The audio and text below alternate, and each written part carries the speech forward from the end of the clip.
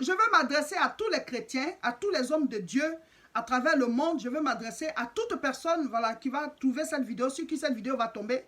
Mon frère, ma soeur, le confinement. Quand on te dit qu'il faut réduire tes déplacements, arrêter les rassemblements, arrêter les cultes pour un temps, ce n'est pas contre vous, ce n'est pas parce qu'on est contre vous. Bien au contraire. Il y en a qui disent, mais on dit de ne pas faire plus de 50 personnes. Mais je vais te dire, même 10 personnes ensemble. Si une seule personne est atteinte, les interactions que vous faites là, vous allez tous prendre la maladie pour partir. Vous allez tous prendre la maladie pour partir. Donc c'est vrai, on ne dit pas plus de 50 personnes et tout ça. Mais toi, tu dois protéger ta vie et protéger la vie des autres. Il y en a qui croient qu'ils sont plus spirituels que d'autres. Il y a des églises où il y a des cas actuellement. Il y a des églises où il y a des cas. Est-ce que c'est parce que Dieu n'était pas avec eux? Non. Il y a des choses que Dieu peut permettre. Mais toi-même ne cours pas vers ça. Il y a des églises où il y a des morts aussi, des décès. Ah oui. Mais la mort n'est pas une fatalité devant Dieu. Hein? Mais c'est quand tu mets avant ton temps là que Dieu n'est pas d'accord. Jésus-Christ, même quand il était sur la terre, Jésus-Christ, les gens voulaient le tuer avant le jour. Il fuyait. Il fuyait. Et toi, tu ne veux pas te cacher pendant que quelque chose veut te tuer avant ton jour. Et on doit t'obliger pour que tu te mettes en confinement, ou bien on doit t'obliger pour que tu arrêtes d'aller au culte. On doit t'obliger pour que tu arrêtes tes cultes. On se plaint et tout ça. Ah, mais pourquoi les autres ils font? Mais la maladie là, ça ne trie pas. Si les autres veulent faire, demain vous allez apprendre que ceux qui faisaient, ils sont atteints. Vous allez apprendre que ceux qui faisaient, ils sont atteints. Regardez présentement ce qui se passe en Italie. Regardez ce qui se passe en Espagne. Et présentement ici en France. Les morts tous les jours. C'est vrai, il y en a qui guérissent. Dieu merci. Parce qu'il y en a qui guérissent. Et ceux qui guérissent sont plus nombreux. Mais comme ce sont les morts là, ça fait mal. C'est ça qui fait mal. Parce que ce sont des vies à déplorer. Donc c'est ça qu'on cite tous les jours. Sinon il y en a qui guérissent aussi. Mais qu'est-ce qui te prouve que tu seras parmi ceux qui vont guérir? Donc si on te dit que, protège-toi, c'est pas contre toi. Le confinement, ça existe dans la Bible. On va lire les passages, vous allez voir. Donc il faut se ressaisir. Ceux qui redisent le coup, mais pourquoi? On ne va pas t'obliger pour que ta vie soit protégée. Vous devez comprendre qu'il y a des... Dieu, il agit tantôt d'une manière, tantôt d'une autre. Bonjour, cher peuple de Dieu. Recevez la paix, recevez la joie, recevez la vie de Dieu là où vous êtes. Je suis dans la joie de vous retrouver une fois de plus pour partager avec vous la parole de Dieu. Nous vivons une crise mondiale, nous vivons une détresse mondiale. Le monde entier est confiné. Plus d'1 milliard de personnes sur toute la planète sont confinées. Et j'aimerais te dire que le confinement existe dans la Bible. Il y a eu des périodes où Dieu a permis que son peuple soit confiné. Et aujourd'hui, je vais parler du cas de Noé. Noé et sa famille ont été confinés pendant une certaine période dans l'arche pour pouvoir échapper au jugement qui se passait dehors. Dieu a décidé de juger le monde et il a dit à Noé et sa famille de se cacher dans l'arche pendant une certaine période jusqu'à ce que le déluge puisse prendre fin. Donc, ne vois pas mal le confinement.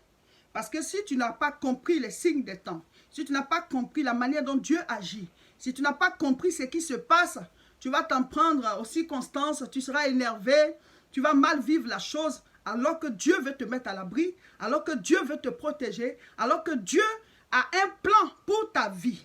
Il peut te dire, mets-toi là en attendant, pendant que ceci se passe. Même Jésus-Christ, le Fils de Dieu, quand il est né et que Hérode voulait tuer ce bébé-là, Dieu a parlé à Moïse en songe à travers son ange et il lui a dit, prends l'enfant et sa mère, allez vous cacher en Égypte jusqu'à ce que Dieu peut permettre que tu te caches jusqu'à ce que Dieu peut permettre que tu sois quelque part jusqu'à ce que Dieu peut te mettre à l'abri jusqu'à ce que.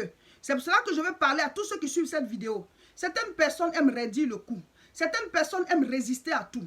Est-ce que Dieu t'a parlé? Est-ce que Dieu t'a dit de résister à cette décision? Qu'est-ce que Dieu t'a dit? Parce que tu dois agir selon ce que le Seigneur t'a dit. T'a-t-il parlé? T'a-t-il parlé? Quand on te dit cache-toi avec ta famille et tu dis non, il n'y a rien, moi je vais quand même sortir. Tu risques de vivre le déluge. Tu risques de vivre le déluge. Ce n'est pas tout ce qui vient qui est mauvais. La Bible dit toute chose concourt bien de ceux qui aiment Dieu. Ce confinement-là, c'est pour que ta vie soit à l'abri. C'est pour que ta vie soit à l'abri. Noé et sa famille ont été confinés, ils ont été protégés du déluge. Quelle que soit l'alliance qu'il y avait entre Noé et sa famille, quelle que soit l'alliance qu'il y avait entre Noé, sa famille et Dieu, s'ils étaient sortis de l'arche, là, ils allaient être emportés par le déluge. C'est comme ça. Donc quand Dieu te dit, mets-toi là en entendant, mets-toi là-bas en entendant. Écoute la voix de Dieu. Il faut que tu sois sage. Le confinement a eu lieu dans la Bible aussi. Il y a eu plusieurs cas. Aujourd'hui, on va parler du cas de Noé. Donc mon frère, ma soeur, laisse-toi diriger par la sagesse divine.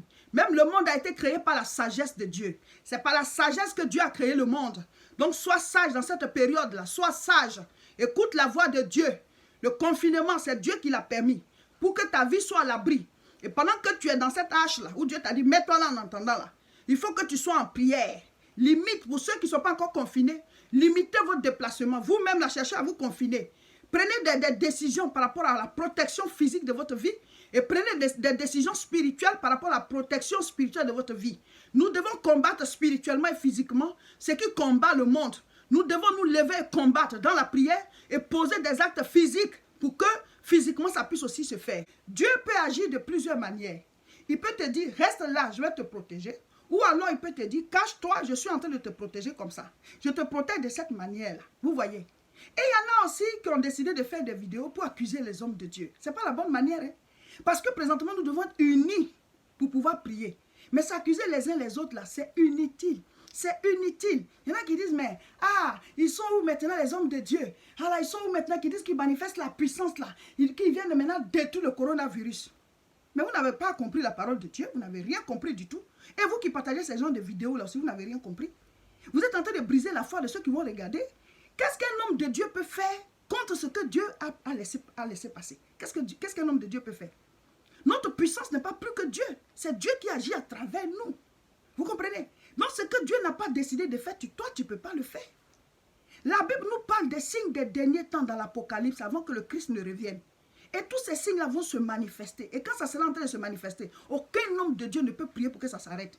Tout ce qu'on peut demander là, c'est que le Seigneur abrège. Parce qu'il a dit, ça sera abrégé à cause des élus. Mais on ne peut pas empêcher. Donc vous racontez quoi? Vous parlez de quoi? Vous ne connaissez pas la Bible. Vous n'avez pas envie de vous donner à Dieu là. Soyez sincères pour dire, Seigneur, on ne se donne pas à toi. Mais ne cherchez pas les occasions pour vous accrocher, pour dire, les hommes de Dieu là, ils ont raconté des bêtises. Mais toi-même, tu ne peux pas donner homme de Dieu aussi. Tu vas prêcher la parole de Dieu aussi. Qui a créé Dieu? Dieu nous a créé, nous tous, et puis on s'est donné à lui. Et nous, on a décidé de le servir de tout notre cœur. Maintenant, si toi, tu n'as pas envie de te donner, tu ne te donnes pas. Mais dès qu'il y a une situation difficile, ils sont où les hommes de Dieu? Mais toi-même, il faut prier aussi. Et il y en a qui disent que oui, nos comptes Facebook ont disparu, on a disparu des réseaux. Mais c'est n'importe quoi. Les comptes Facebook de tous les hommes de Dieu sont encore en marche. On continue de galvaniser le peuple à la prière. Regardez-moi mes vidéos chaque fois que je mets en ligne. À quel moment on a effacé nos comptes Facebook? Faites attention à ce que vous écoutez. Parce que Satan va briser votre foi pour que la maladie puisse vous atteindre. Parce que cette maladie, elle est spirituelle avant d'être physique. Donc faites très attention à ce que vous écoutez. Ne balancez pas ces genres de choses, ne partagez pas ces genres de choses, ce n'est pas édifiant.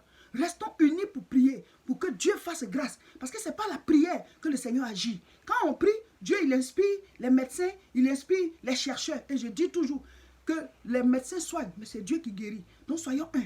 Je vais lire un passage. Marc chapitre 1, je lis à partir du verset 40.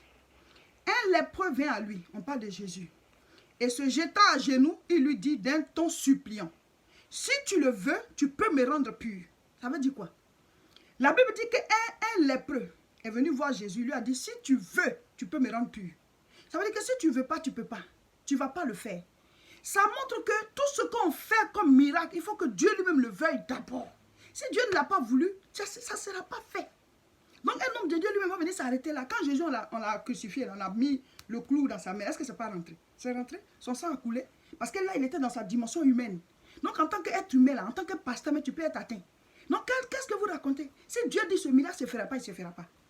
Jésus-Christ, quand il est arrivé à la piscine de Bethesda, la Bible dit cette piscine-là, le premier qui tombe dans l'eau est guéri parce qu'il y a un ange qui remue la piscine à chaque moment. Il y avait des malades à perte de vue. Tout le monde attendait sa guérison. Jésus est venu la guérir une seule personne, le paralytique de 38 ans. Moi, mais quand j'ai lu le passage, j'ai dit, mais dis donc, pourquoi Jésus n'a pas guéri tout le monde? Ah, mais c'est comme ça. Dieu ne veut pas. Si Dieu ne veut pas, on ne peut pas guérir. Si Dieu ne veut pas, on ne peut pas faire de miracles. C'est comme ça. Donc, les miracles ne sont pas faits au-delà de ce que Dieu veut. On n'est pas plus puissant que Dieu. On est puissant par Dieu. On est ordinaire avec un Dieu extraordinaire. Il faut comprendre la vérité. Il faut comprendre les choses pour ne pas se laisser avoir. Noé confiné dans l'arche. Lisons. Genèse chapitre 7, à partir du verset 11. L'an 600 de la vie de Noé. Le 2e mois, le 10e jour du mois, en ce jour-là, toutes les sources du grand abîme jaillirent et les écluses des cieux s'ouvrirent. La pluie tomba sur toute la terre. 40 jours et 40 nuits.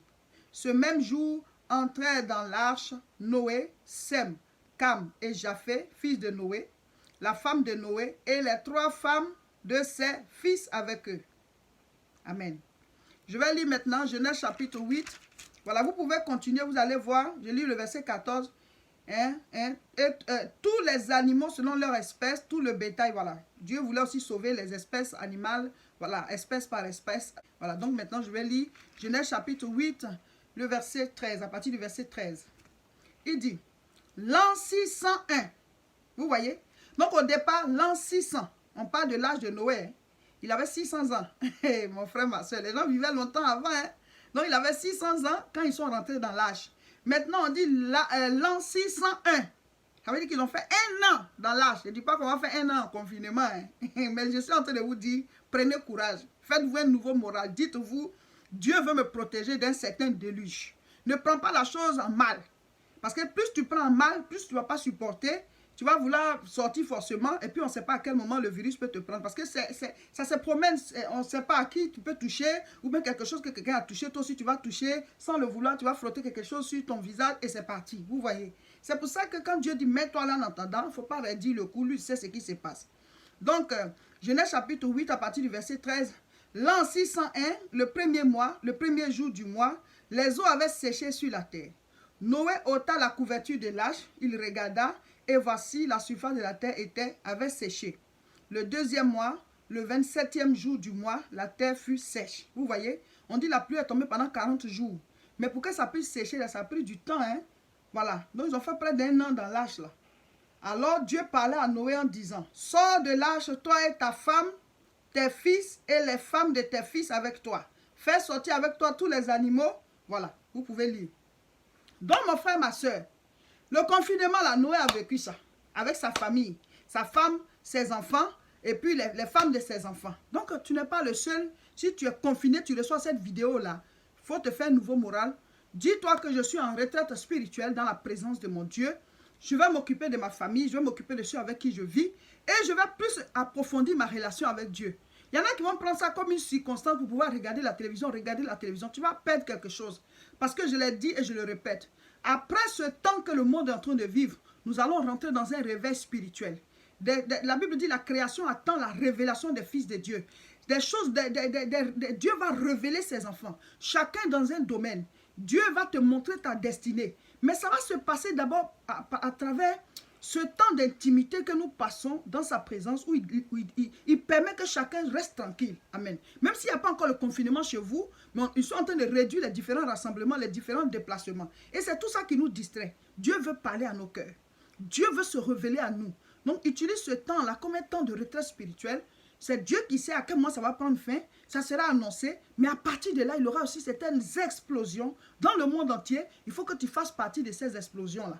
Voilà. Dieu t'a donné des talents. Il est temps qu'il les utilise. Dieu veut te rendre riche. Il veut te rendre prospère. Il veut qu'à travers toi, le monde sache que lui, il existe. Il veut utiliser ta guérison comme un témoignage. Il veut utiliser ta prospérité. Il veut utiliser ton foyer, ton couple, la vie de tes enfants. En tout cas, des choses vont se passer. Mais c'est ceux qui sont dans la présence de Dieu là. C'est ceux-là que Dieu va utiliser. Maintenant, j'aimerais parler à tous ceux qui sont déjà touchés par le Covid-19, ceux qui sont malades, qui développent déjà le coronavirus. Parce que certains m'envoient des messages de détresse, servant de Dieu, je suis déjà touché et ils sont vraiment désespérés. Ou telle personne est touchée dans ma famille. J'aimerais te dire, ce n'est pas la bonne attitude. Ne sois pas désespéré. Ce n'est pas tous ceux qui sont touchés qui meurent. Ceux qui guérissent sont plus nombreux. Maintenant, tu dois savoir que tu as un Dieu. Tu as un Dieu. Tu es différent des autres. Pourquoi est-ce que Lazare est-il ressuscité? Il y avait plusieurs morts au cimetière, mais Lazare est ressuscité. Parce qu'il avait Jésus-Christ. Il connaissait quelqu'un. Toi, tu connais Dieu. Tu as Dieu dans ta vie. Donc, tu ne vivras pas la même situation que les autres vivent. Donc, d'abord, il faut rester calme. Il faut rester en prière.